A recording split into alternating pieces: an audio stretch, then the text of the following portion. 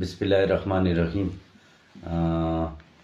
بیگا کوم بگن ولا ناخوشگوار واقعه شوی دی، یقینا افسوس دی او مو د غم اظهار کوو او خلکو سره خو دې سره یو څو خبر وضاحت مختصر طور باندې ضروری دی.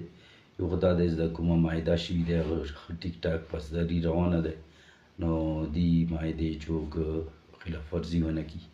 دویم دا چې مخکې هم ویلي شوي چې یاره یو روډ دی تلل دي مقربه دی نازک حالات دي، نو کوشش کوئ چې روډ نه څوی سړک نه بغیر استعمالېدل شپې تلل دا نقصان دی کیدای شي.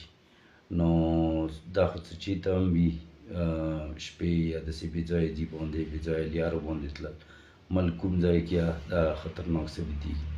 نو زه د دې یو ځل بیا مزاحمت کوم او دا تاکید کوم چې یاره تاسو خپل جذبات قابو ساتئ او مطلب دی چې څومره مونه کیدای شو خپل طرف نه هغه به د دې شي مستقبل دپاره خلک د دې شي خیال وساتي چې کوم قوم طرف نه حکومت طرف نه خلکو طرف نه کوم تاکید وشي په کار د هغه نه څه عمل وشي چې بیا داسې څه واقعات دوباره رونما نه شي.